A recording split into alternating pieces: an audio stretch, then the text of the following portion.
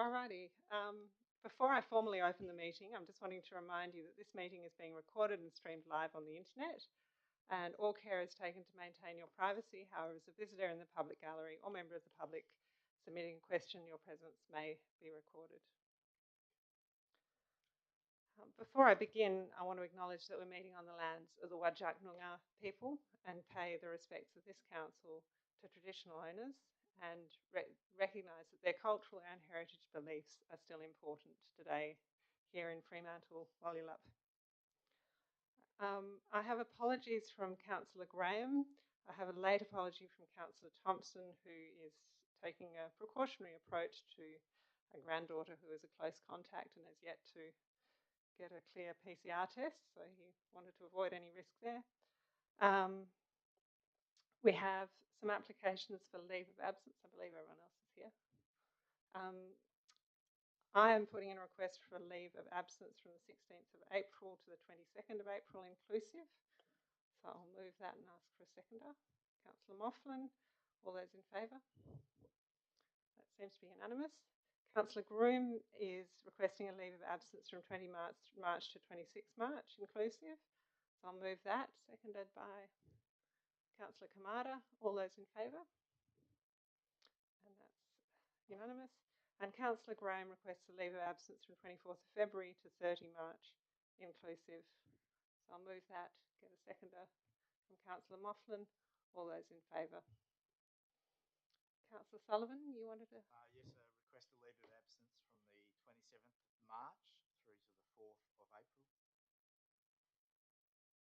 So I'll move that and we'll get a seconder from Councillor Jones. All those in favour?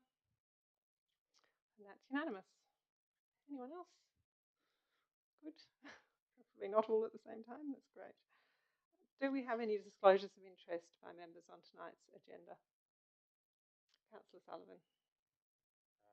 Yes, given it's the same item that was presented last month,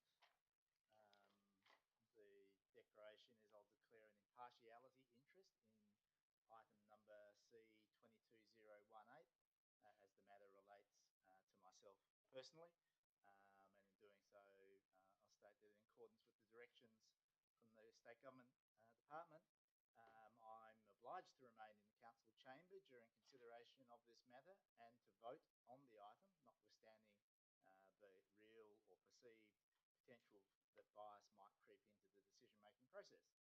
I'm confident that I will remain impartial during consideration of this item and obviously, as required, will remain in the meeting and vote. Thank you. Any others? All good.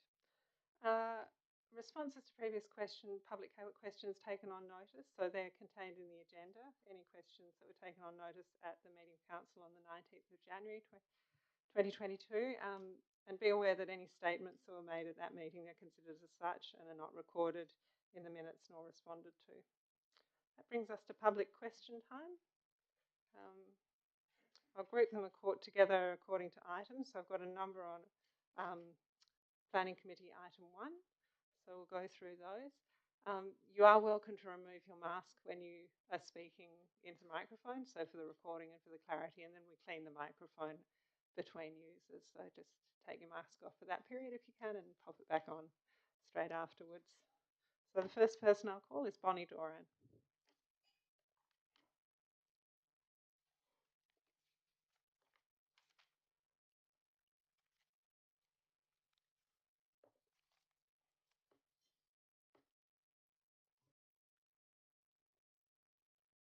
Thank you for the opportunity to address my concerns with you today in relation to the proposed development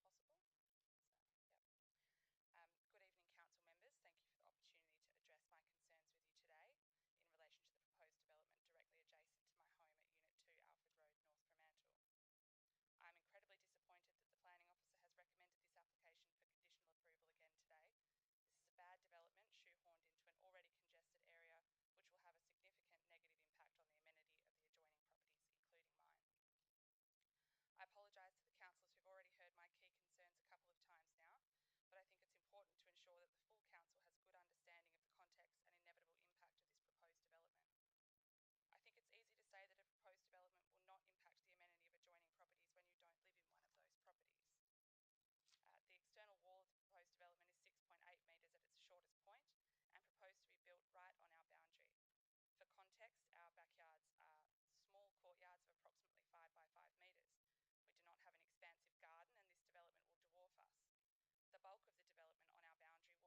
little daylight our garden currently receives, and will significantly impact the use of our living area, which opens up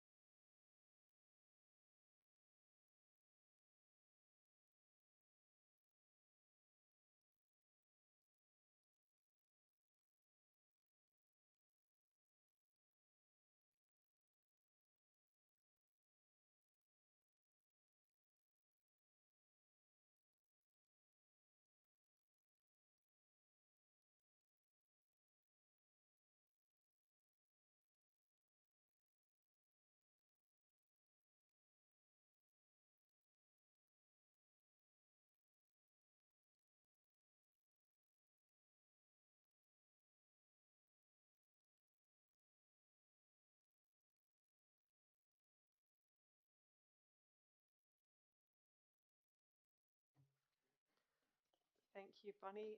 My next speaker on this item is Lee Holder.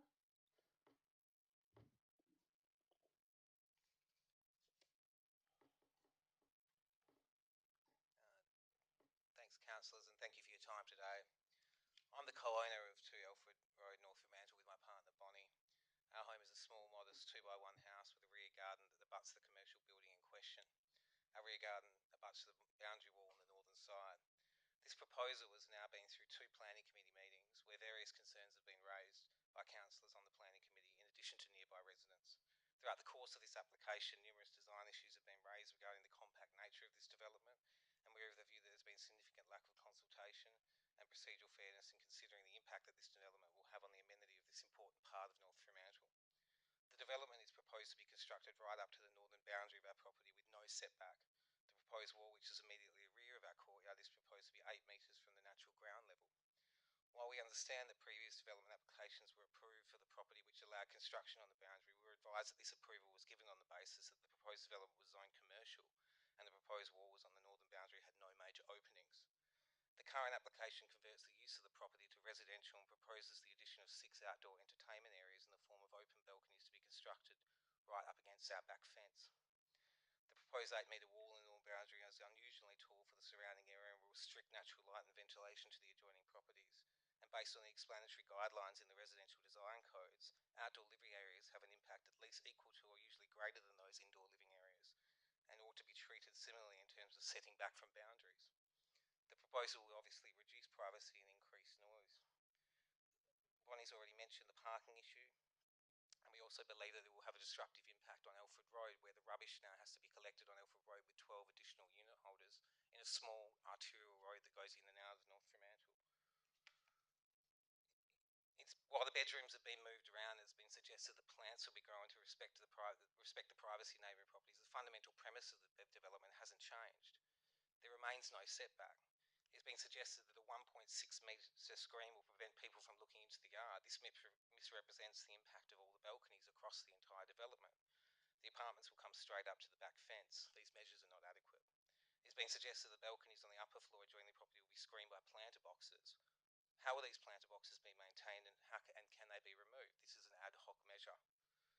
Importantly, the plans misrepresent the height of our property, as mentioned by as mentioned by Bonnie, casting the same height as the liquor land, which we believe is misleading and further exacerbates the impact of the wall. This is not a long-term solution, it's simply a piecemeal attempt to quell the concerns of the residents in the short term to get the plans approved.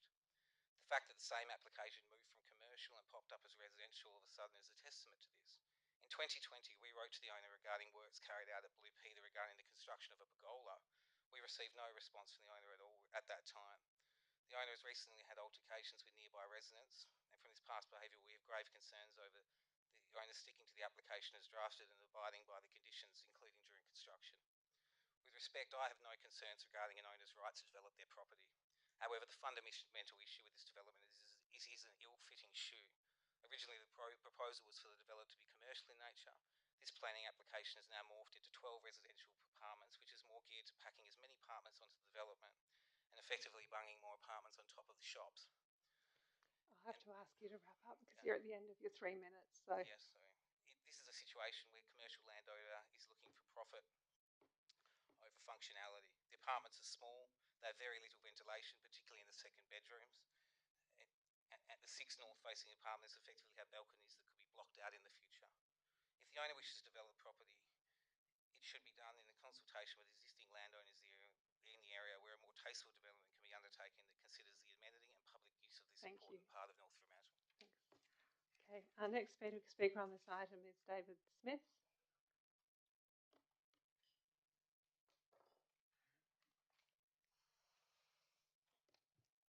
Good evening. I'm speaking in support of the officer recommendation for approval.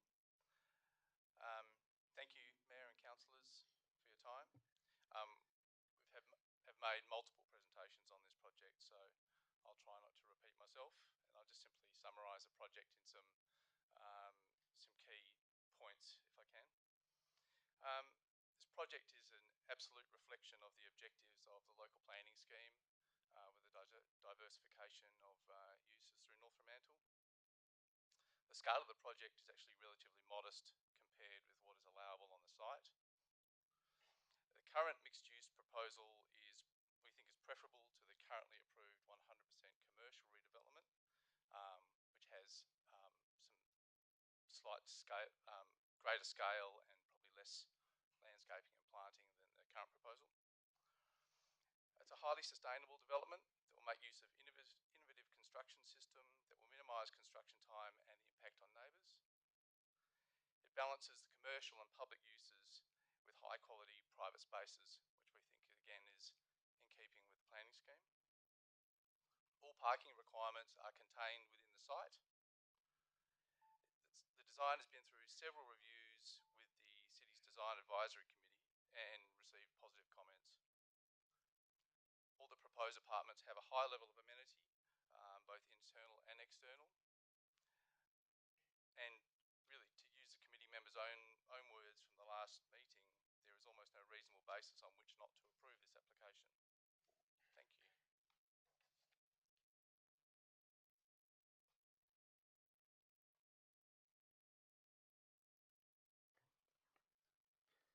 Okay, our next speaker on this item, and I've been told we need to get quite close to the microphone.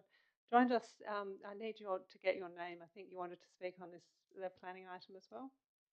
Yes, the name's Breck Hoffman. It's B-R-E-C-K, Breck Hoffman, H-O-F-F-M-A-N. I live at number 4 Alfred Road. I've been there about 3 years. My main objection to the development is parking. There's proposed 12 apartments with roughly 2 bedrooms. There's potential for perhaps 4 cars in an apartment that's rented out. There could be 4 cars and there's 1 car bay. Now, there's no spare car parking in the vicinity anyway, quite often. I live not far from Stirling Highway, and some days I have to park down on Thompson Road. And there's additional, I don't know, 20 cars. Sorry, perhaps there's an additional 20 cars parked in the area. I don't know where they're going to park. That's you know, it certainly affects our ability to comfortably live there or have friends there or people or just to come home and some expectation you park your car within 100 metres of where you live would be nice. So that's the main objection. I agree with the other points made. Thank you. Thank you. Right, we've got still on planning items. We've got Steve Gorman on planning item 12, it looks like, which I believe is the heritage inventory, heritage survey and heritage list. Thank you, councillors. Mayor. I think you need a bit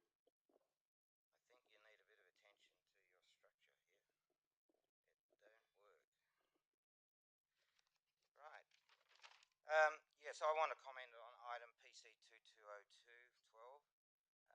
I support the objection from the landowner of 63 Thompson Road.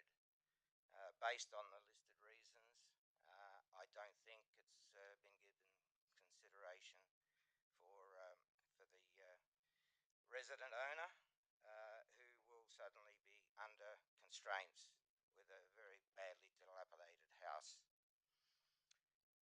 I had no intention of speaking here tonight, but I feel I must express my disappointment in the Mayor with her attempt to stifle public comment by trying to limit questions or comments at this meeting.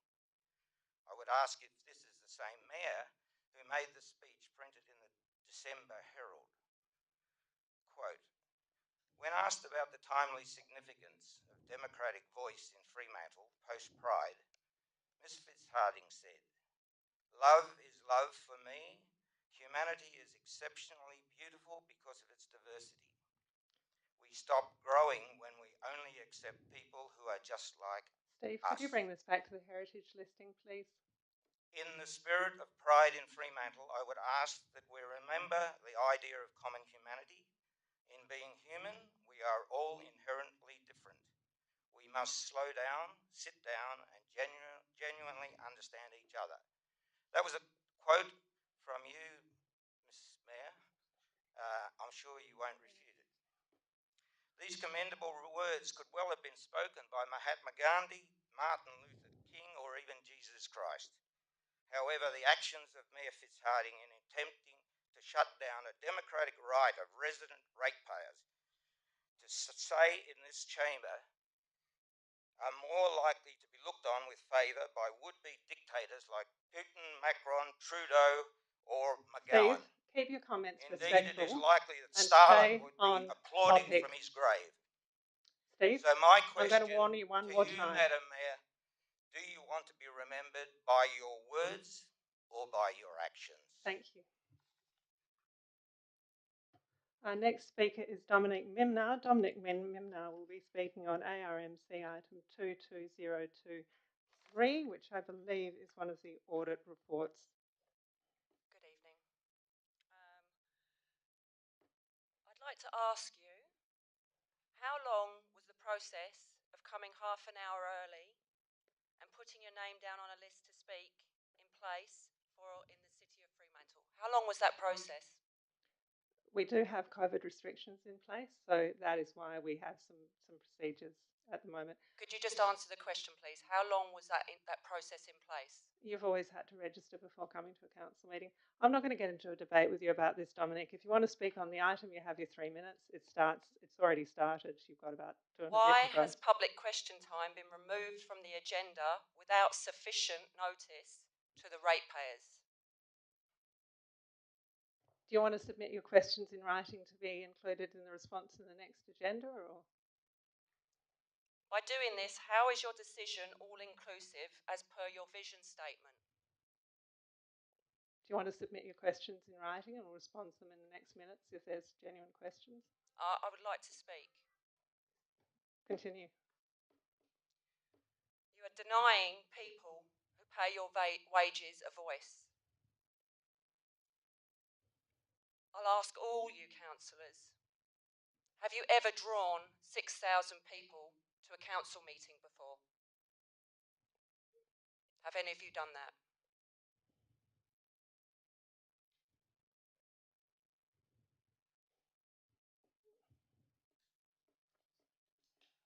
We have.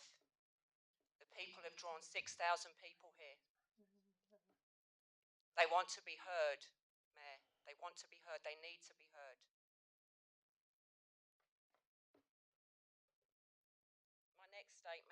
addressed to the Mayor.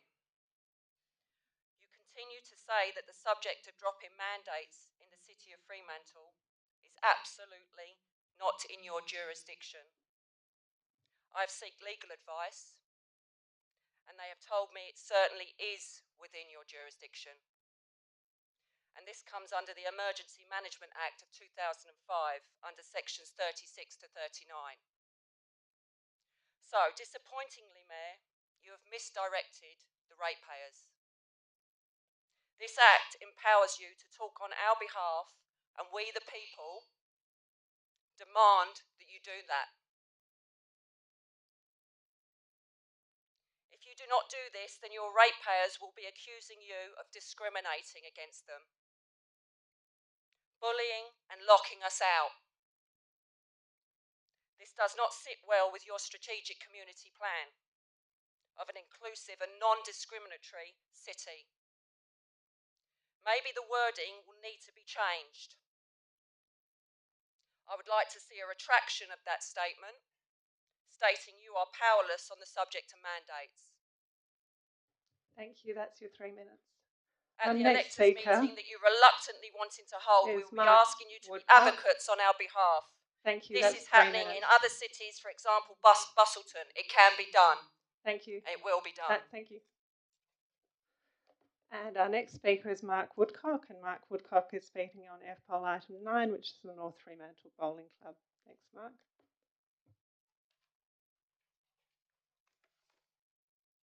Good evening and Happy New Year. I've got some questions on notice which I'll bring forward in a second. I was speaking about FPOL number 9, the North Fremantle Bowling Club, and on the last page 77 I just had a couple of questions. Point A was the ability to demonstrate an ongoing utilisation of the facility that is equal or greater than 60%. And I was just wondering how that would affect something like a cricket ground, because you couldn't remove 40% of a cricket ground and keep it functioning as a cricket ground. So was that the intent of the actual amendment, or have I misread something into that? Is it the whole ground? I could take away the cricket ground, leave the car park, leave the club buildings, and then take away a large chunk of the sporting field, because that would still be 60% of the actual utilisation, because it's a car park and a building. So I just wanted to get some clarification on point A. I'll ask the Acting Director of City Business to answer that one.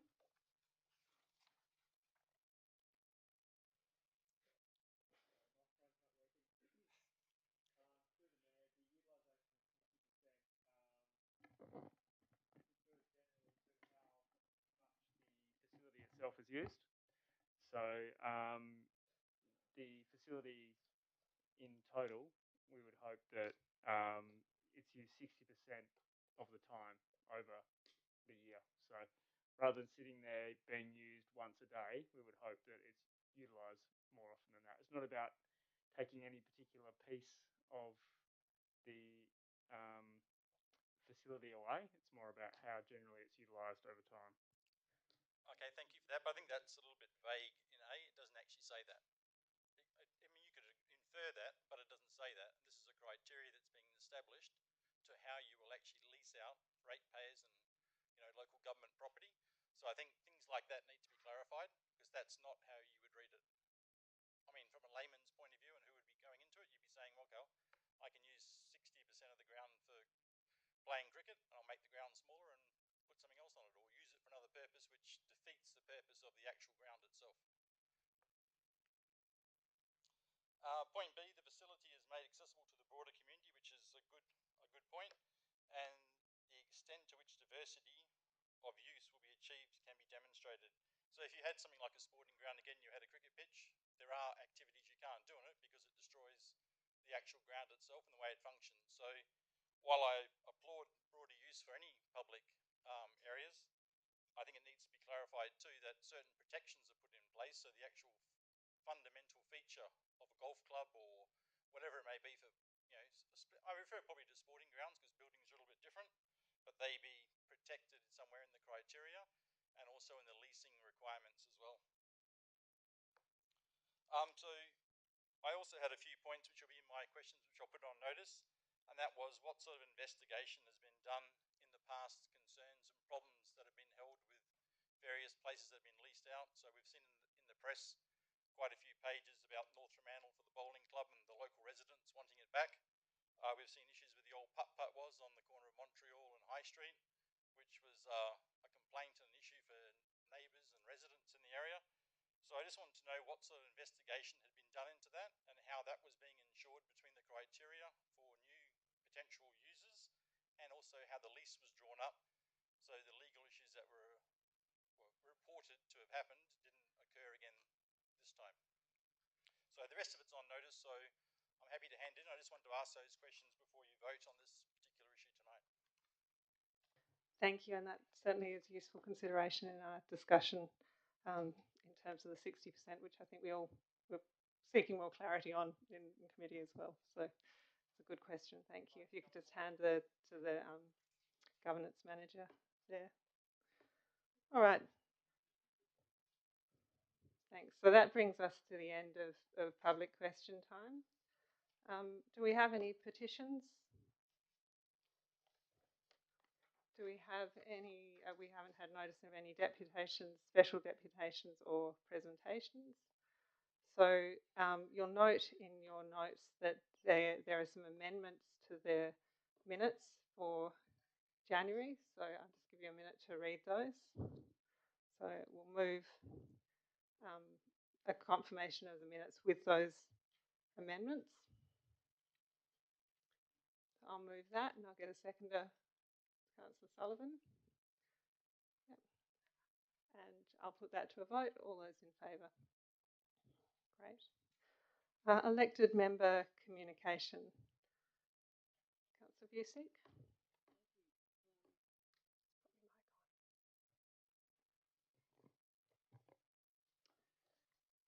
Thank you. How the world has changed since our last OCM in January, when this chamber engaged with our ratepayers, lovers of Fremantle and lovers of freedom. This council has set many precedents to give voice to community issues, and I applaud them. This tradition has cast a wide net to be called grassroots democracy. We need to preserve this tradition because picking and choosing which community issues the council will champion is not an option now. We have set the bar high, and it must be extended even to issues that we do not support. To give voice to our community is a privilege.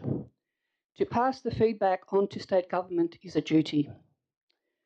Omicron will continue to be here for a long time, just like influenza and the measles, and we will deal with it because to be human is to be a risk taker. I want to share with you two stories that came from a compassionate doctor and are examples of the cost of living in fear and isolation. The doctor attended an elderly woman in her home where she lived alone with her pets. She has not ventured out into the community for months. The doctor, after a short examination, knew she was dying. She was hospitalised and died 3 days later. This same doctor also went into a car park to see a woman and her child because they could not enter the surgery due to symptoms. The child simply had tonsillitis. Fear is a terrible way to live. Fear as a strategy becomes like a club looking for a nail. It is my view that had we had our builder or silent generation in power, there would be no mandates, no emergency powers, no isolation, no fines, no one losing their jobs, and no threats. This generation, regardless of the left, right, or middle politics, agreed on basic freedoms. This was a generation that fought, bled, and died for democracy and human rights in the Second World War and the Korean War. And sadly, not many of them are with us now. In memory of my parents, who were the survivors of the Yugoslav communist gulags of the 1950s, I will speak for freedom for all Australians. This was a society that othered a section of their community with disastrous results. I cannot stand by and let my country follow the steps and mistakes of my ancestors. For us to be truly the land of the free, we need to move beyond mandates. Mandating our health decisions violates our freedom and compromises the doctor-patient relationship. The government needs my permission to enter my body, my bedroom, and into my beliefs.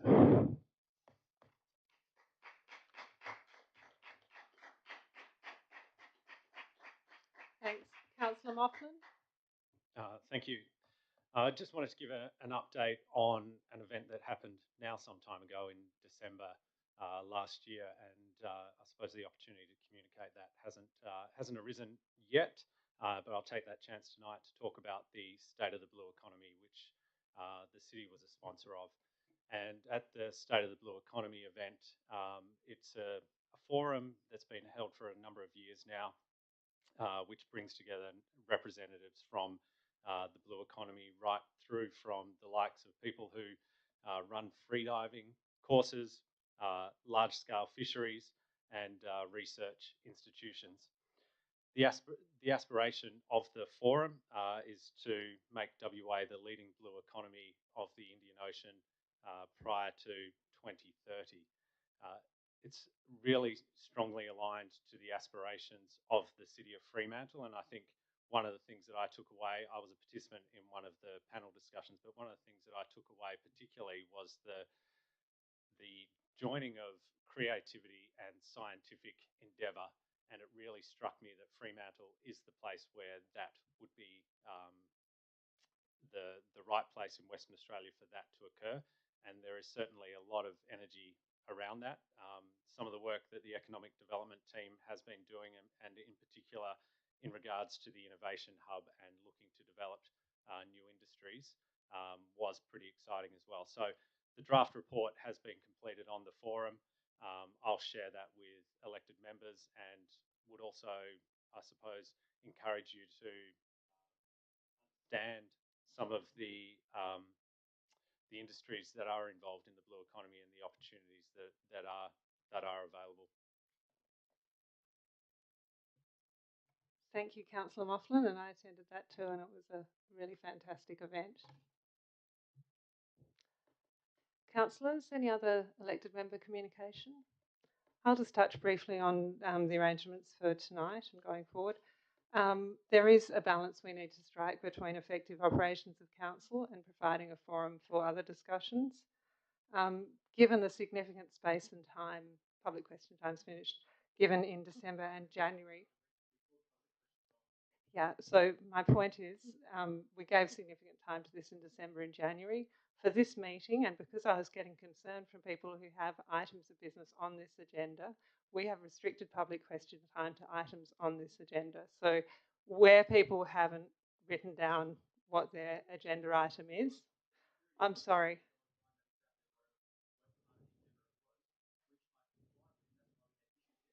So if you could tell me the item number in the agenda. Sorry, that's not an item on our agenda. As I was saying, this month it's really important that we get through some of the legitimate business of council. And if I've got people who don't want to attend because they think the council meeting will be used up on, I guess, issues outside our jurisdiction, then that's a problem for us conducting our business. Moving forward, we're looking at our meeting procedures for a number of reasons. One of them being that we probably do need a method of submission for people who are not able to attend meetings in person, because we are likely, as we have had tonight, to have elected members and other people who, for reasons of COVID isolation and others, can't be here. So we are having a look at how our meeting procedures work in a COVID environment. Live streaming, which we welcome, is a really good start to that. I would also like to note that we've received valid Form 1 for a special electors meeting on the issue of vaccine mandates. This will be held next month, and any motions will come through to the March Council meeting. The date and venue for that are likely to be announced later on this week. Meanwhile, we can dedicate our efforts and resources to the many opportunities we have to build the long-term success of our fabulous city. So we'll get into the business of the evening. Thank you. So I'm going to move the officer's recommendation for PC1, which is the Stirling Highway item. Do I have a seconder for the officer's recommendation? Councillor Jones. Councillors, over to you. Does anyone wish to speak on this item? Councillor Groom and then Councillor Jones. Yeah, as the neighbours have pointed out, this is the third time that we have considered this, those of us who are on planning committee. I have found myself unable to support this development in part because of the impact on the neighbouring residential properties. And the wall height plays into that, but the wall height is similar to that previously approved for another development proposal, but it's more the configuration of 6 outdoor living areas right along that boundary line. The noise that comes from people just even having quiet enjoyment of their outdoor living area is intrusive on neighbours. We've all had the circumstance when we've heard our neighbours out on their patio or their deck just having a family dinner party. When you multiply that by 6 and your house is only 5 metres from that boundary, it's a pretty extreme impact. So that is one of my concerns about this proposal. The apartment design policy would normally require setback for buildings such as this from the boundary to start to deal with that impact. The apartment design policy also requires a range of other amenity controls for apartments and was recently introduced by the state government to improve the quality of apartments for people living in them. And it addresses things such as deep planting, access to daylight, and more importantly, access to external views. This design, with pushing the external wall of 6 of the apartments right to the boundary, with no windows for those apartments except one high-level window, which only gets sunlight in winter, none in summer, and would have very limited view outlook, denies those apartments of that daylight and external view look. Those 6 apartments on the south side of the development, their outdoor living area is a screened terrace that directly abuts an internal, unroofed, but internal private circulation space that is utilised by all 12 units to access their apartments.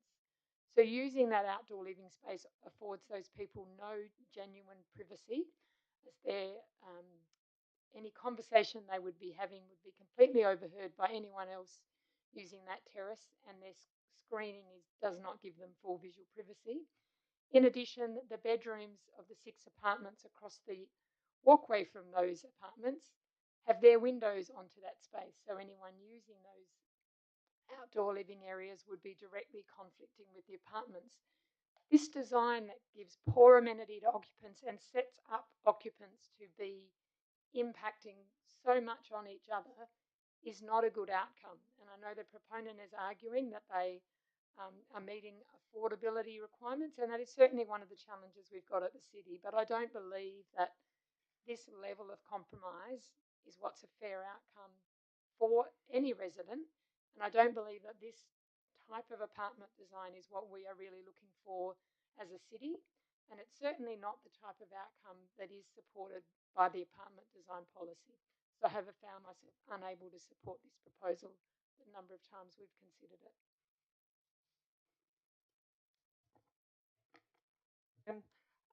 Councillor Lang, you're listed next to speak. Thank you. We touched on it in the last meeting, and we absolutely want people living in these locations close to train stations. That's where we want to increase our density around Fremantle. And I also acknowledged in the last meeting, this is a really, really tough site. It undulating is a main road. There's small houses next door, which makes it tough for any architect to design. And this particular site is made tougher because we're retrofitting an existing building. So when those constraints are brought in an existing building in that location, the result we're getting, what's in front of us at the moment, and I voted against this last week because of the loss of amenity on the immediate neighbours. And interestingly, I voted in favour of the previous commercial development there because it didn't have the same impacts on the neighbours. So I would like to see a smart development in this site that can stand the test of time and support the amenity of the neighbours in the street, but also the amenity of the neighbours that are living in the building. And sustainability was touched on, and I'm looking at this design, thinking to myself, how long could this building stand in North Fremantle? If it was, the site was reimagined and a new design was brought forward, could something be built that is there for 50 or 100 years if it's done right, and something that brings better amenity to the occupants and the neighbours? So they're the reasons why I didn't support it last week, and I can't support it this week either. Thanks. Now, the list is getting a little confused. I did have Councillor Jones on it, then he disappeared, and then so I was going to give you the call, Councillor Jones, but up to you whether you'd like to go through. Yeah, I just want to provide a little bit of feedback from the meeting. The design was referred to the Design Advisory Committee, and they came to the view that the amenity was acceptable. I accept the apartments are fairly compact, and 12 together could have issues, but the detailed look by the Design Advisory Committee came to the conclusion that it was acceptable. The current DA that's approved for 12 officers is actually likely to have greater parking and traffic impacts than this one. I think that needs to be taken into consideration. And the roof form is somewhat higher, although the walls, obviously there are not people on balconies above people's gardens. And finally, I think just to correct something that was mentioned, that the parking for this apartment is fully compliant. It's entirely contained within the building. The issues of parking are more to do with the train station. It's an issue all over that area of North Fremantle. The back of this building is used by people going on the train. Presumably when if the apartments or the offices are built, then the owners will put restrictions in place on that parking to make sure it's used properly by the occupants. So at the moment, there are literally cars all over Thompson Road, purely people accessing the train station to go to Perth. So I don't think the parking and traffic issues are necessarily an issue for this development. They're an issue for the whole area. Thank you. Councillor Pemberton. Thank you. I feel really challenged by this one because I really like the idea. When I was doing some research into this sort of stuff, we were referring to it as shop top apartments. And it is actually the kind of development that I think would be really, really suitable, particularly in an area like this.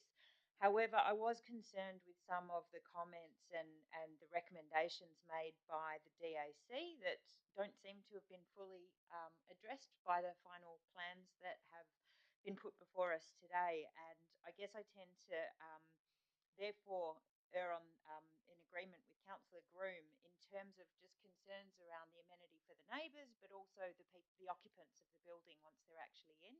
And I feel like if there was, it's a bit of an overdevelopment of the site essentially, and if there were a couple more single bedroom apartments that then you could pull it back from the boundary and you could relocate balconies and so on, then you would actually be able to do this. And I would really, really like to approve this. But yeah, on balance, and with particularly the DAC's views in mind, and that issue around amenity. I mean, even things like having a caveat on the lot that actually says if next door neighbours decides to build an extra story, then you're not going to get any daylight anymore. That to me is deeply concerning. You can't kind of build that into a. I think that flies in the face of good planning, basically. So I will reluctantly be voting against this. Councillor Archibald. Thank you. I won't speak a great deal about this because I concur with my colleagues who have spoken against this application to date.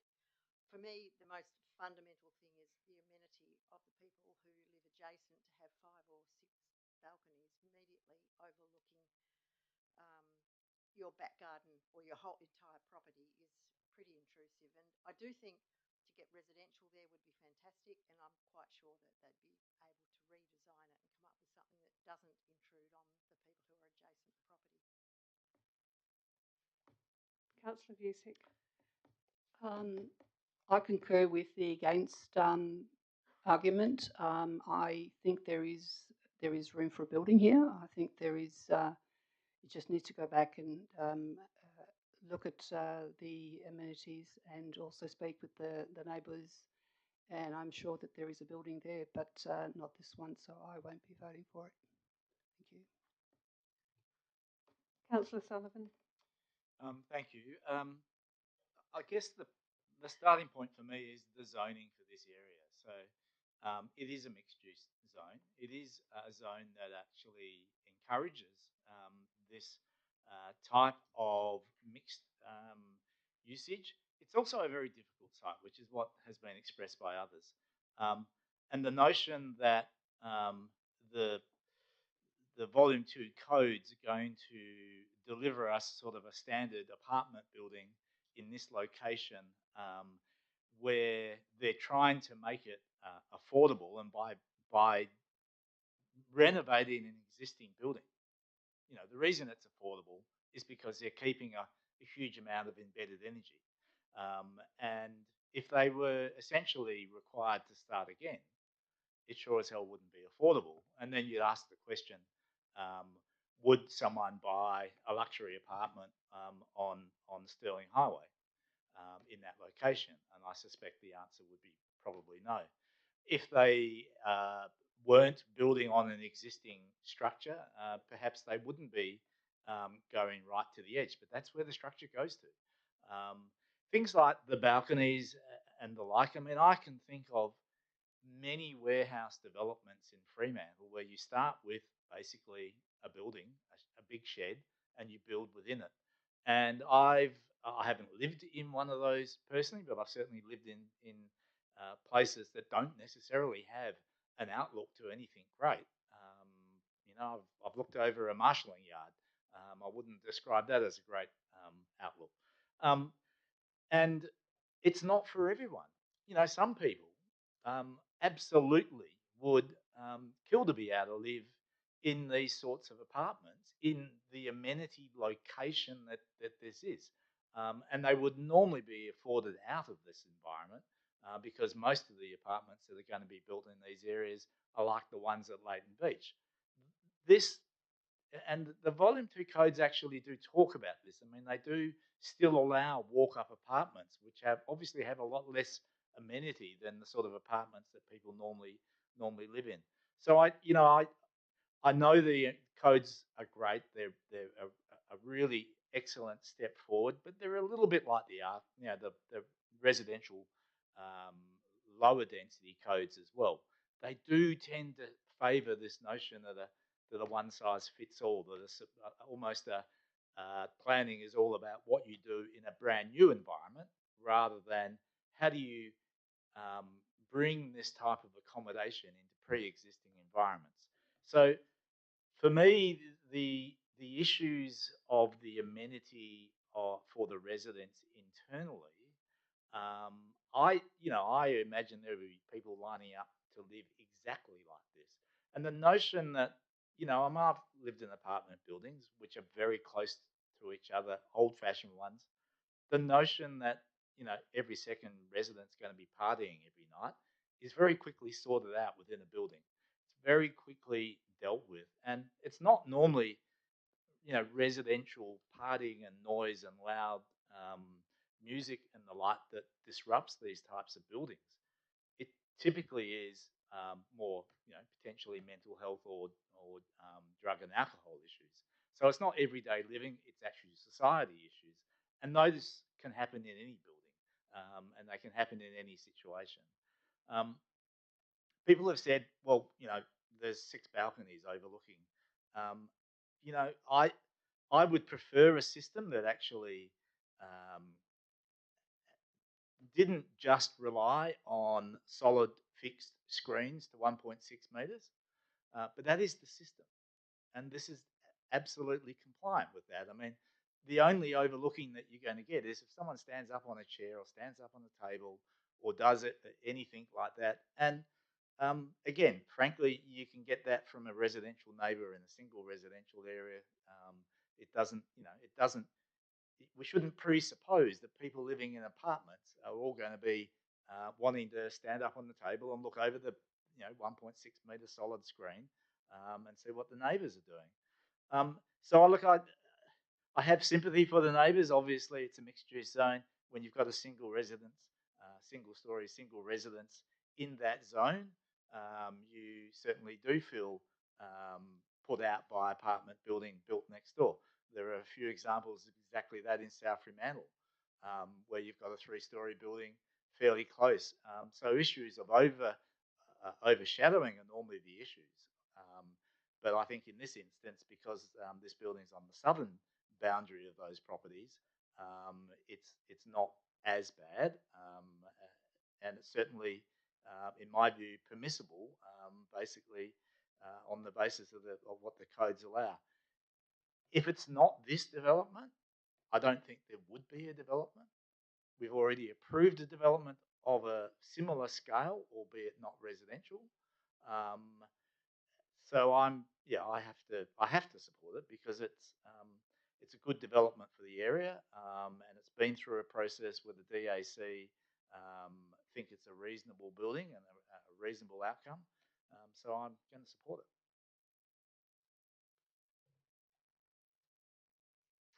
Any further councillors wishing to speak?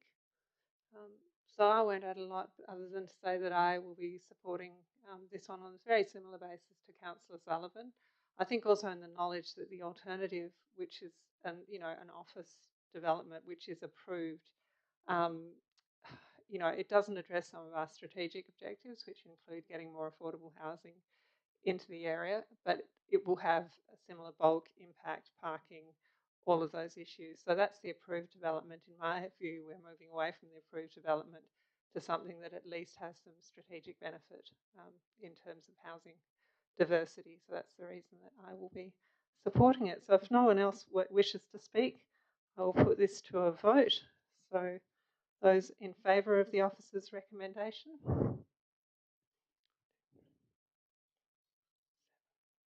And against?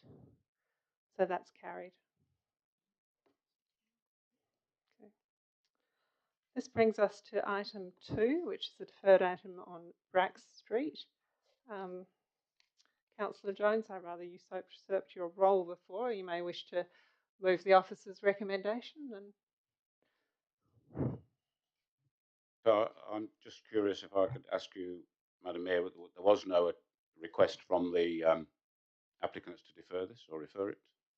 There is a proposed amendment by Councillor Sullivan, but I do think there's also been an email. Yeah. So if we open, we'll need to open debate on it regardless. Okay, well, I'll move the officer's recommendation, but just for a bit of background, the original officer's recommendation at the committee was to approve all of the demolition. The committee amended that to retain certain parts of 2 structures as remnants of the industrial heritage. Since that's the resolution that's in the main agenda, there is also an amendment which the officers and Councillor Sullivan have taken more time to refine the remnant they would like to keep. So I will move the committee recommendation, and presumably then Councillor Sullivan will move an amendment. So seconder for the committee recommendation as moved, Councillor Archibald, I think, had her hand up first. Councillor Archibald. Yes, thank you. I was sort of happy to support the committee's recommendation on this, but I just wanted to raise the issue on demolition, because in the same agenda tonight we've got the demolition of the TAFE site, which has had 50 years, as I understand it, from the agenda, 50 years of use and occupation as an education institution. And it did actually have some quite interesting looking buildings, but we are able to argue that none of that is worth keeping. And yet here, I mean, I know the buildings might be a little bit older, but some of them are very, we're going to have to undo most of those buildings to even be able to keep any of the structure. And I don't think they were ever intended to be,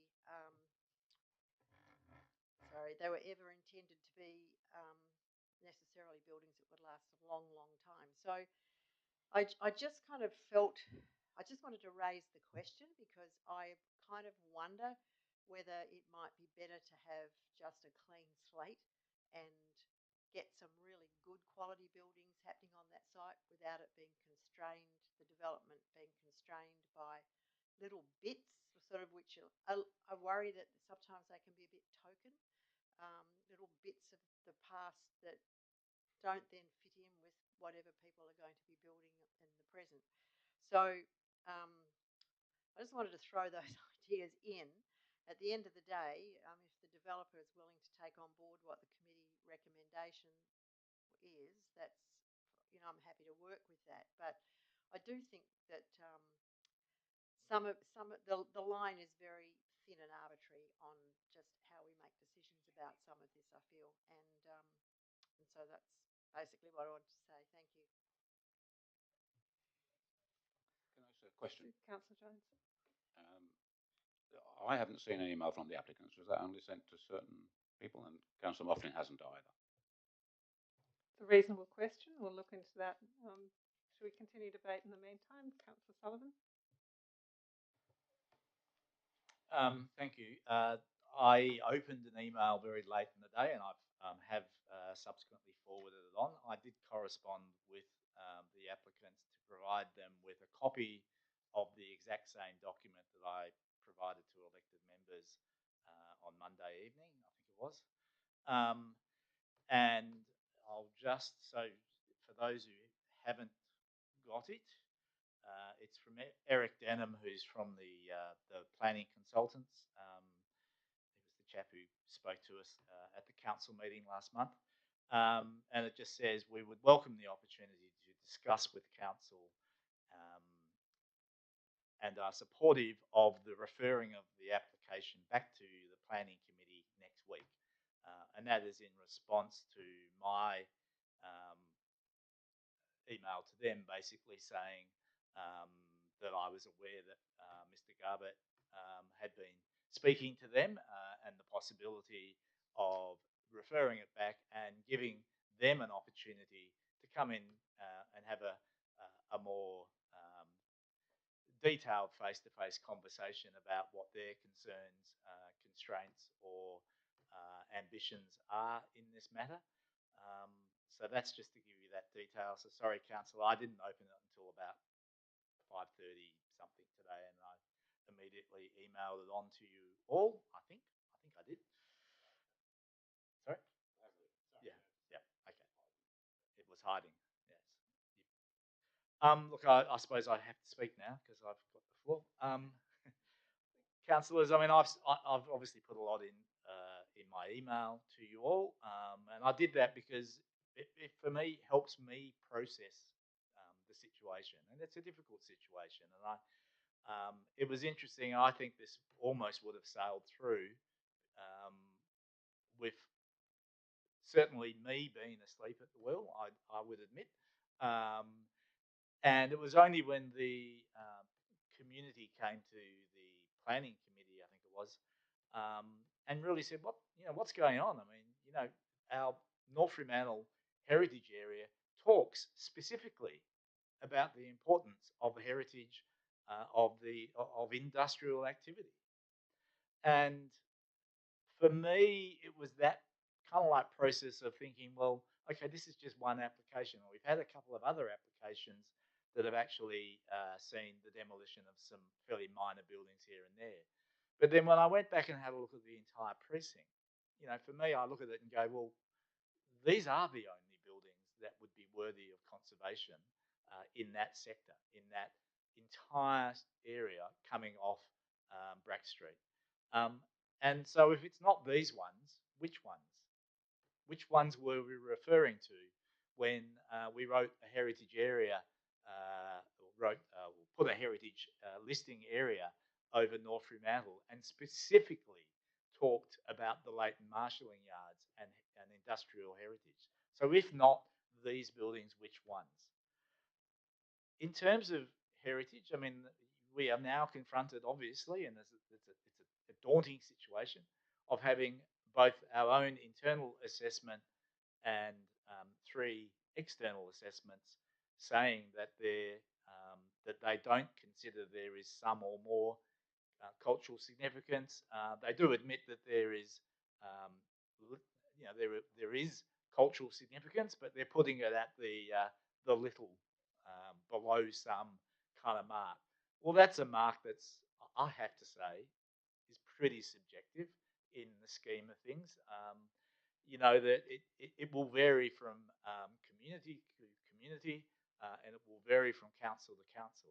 And our job is to actually determine whether we're happy where that line has been established, and whether or not these buildings fall on one side of the line or the other side of the line. And the more I've read and the more that is put in front of me, the more, and having seen the buildings, having seen the amount of jarrah that's in that building and still in that building as it was when it was first put up there more than 100 years ago, or almost 100 years ago, is for me very impressive. These aren't 1960s sheds. These are actually quite old buildings. And if they were part of the biscuit factory in South Fremantle, we would have already kept them. If they were part of a number of the buildings that are now warehouse conversions, we would have already kept it. And it's just because it's in this massive industrial estate that's kind of that none of us have actually really been a part of for a very long time. We've only really seen it from the outside, that we weren't aware, we weren't conscious of the importance of these buildings. I had the very same reaction when I went into Sea Lane's sheds in the 1990s, because they were looking at redeveloping that whole site, and there was a big proposal for 5- and 6-story apartment buildings. And I remember going in there going, oh, these buildings are way different on the inside than they are on the outside. They've been reclad on the outside. They don't look like old buildings on the outside. And I was suddenly surprised by that, and actually felt, I've kind of like let the community down. I haven't really recognised that I should be standing for these buildings. And I was so happy when the brewery went into those buildings, because now they've been saved. Now everyone can see what's in there. And I've got to say, those buildings in South Fremantle, where the brewery is, are probably much less important than the ones that are over in Brack Street. So on the basis of that, I really feel like these do fall across what has traditionally been our line in the sand, and they do have some significance. And more important, that significance is actually elevated by the rarity value that exists, because they are the only one. Now, the issue is not, for me, whether they have heritage or not. I hope others are convinced that they do. The issue, I think, really is, how do you incorporate that meaningfully into what will most likely be a new development? And that's kind of a conversation for another day. But I think you'll see that in the amendments that I've been trying to put forward, certainly conscious of that the developer does have a challenge always to try and incorporate them. And the amendment that I am putting forward today is an effort to try and bring all of the elements that need to be conserved in a meaningful way together, so that the footprint is in a location and conglomerated together in a way that actually allows the optimization of the development of the rest of the land, but still delivers what I think would probably be the best conservation outcome, which is the conservation of what were the fronts of the buildings.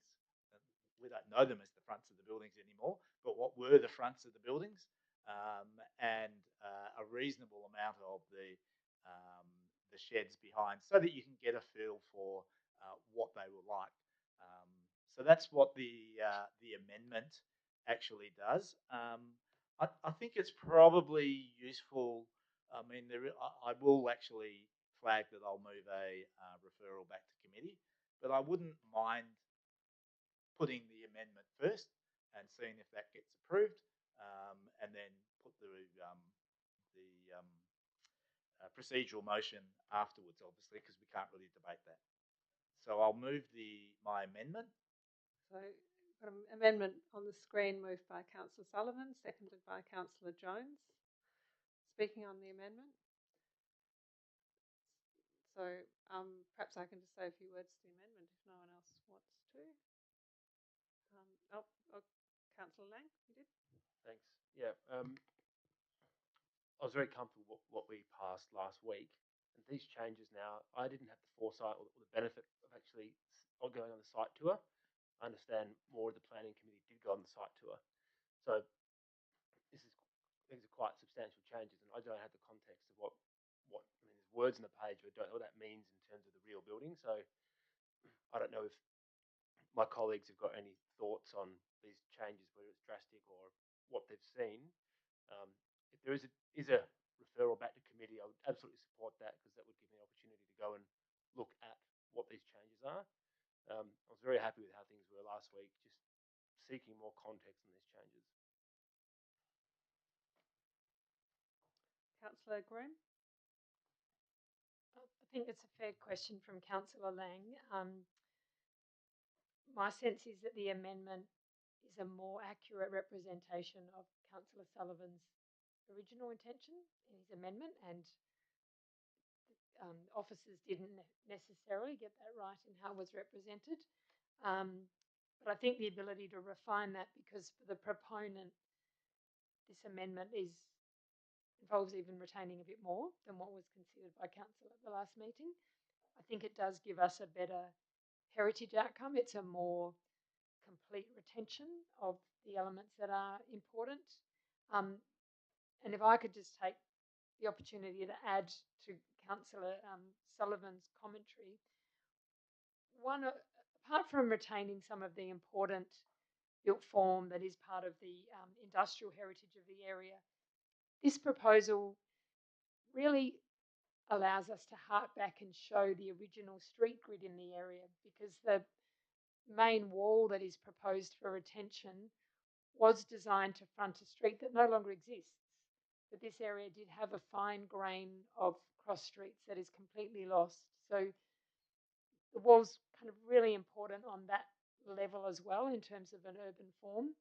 And to speak to Councillor Archibald's concerns, we've got to remember that overall this is a tiny part of a really large development site. So we're not obliterating and making less functional the bulk of the site. It is one part of a much greater development area with a development form and land uses that haven't yet been determined. So by kind of putting a bit of a footprint on the bits of heritage that want to be kept early on, it allows the proponent to work around that and plan an overall urban response that works with that, rather than envisaging that somehow a building might have to squeezed around this. So I think we do have to think about this in the whole site, and that, again, to go to Councillor Sullivan's argument, that without this, that whole history is obliterated, and we lose all that reference to the industrial past and the nature of development in this area as it historically was. But I would support that we try to negotiate this better with the proponent, and referring it back to the committee is the right approach. But I'm certainly comfortable at the moment, in principle, to support this amendment. Councillor Mofflin? Thank you. Yeah, I suppose in the first instance I got a bit grumpy with our colleague who isn't here this evening, Councillor Graham, for kicking this up to council. A bit of a bugbear of mine. Committee had done its work and made a decision, and for mine that was the decision. In having said that, I suppose what Councillor Graham has done has meant that that the proponent has now reached out and is looking to come up with a better solution. So for myself, absolutely support the idea of maintaining the industrial character and the significant heritage of some of these aspects. I would prefer, though, that rather than passing amendments this evening, is that it does go back to committee and committee sorts that out as part of doing the work of committee, rather than trying to put it through tonight and leave it stand on the as it came to council, and we just refer it back. But yeah, out of respect to Councillor Sullivan for the work that he's done, I'll let him make that call one way or another.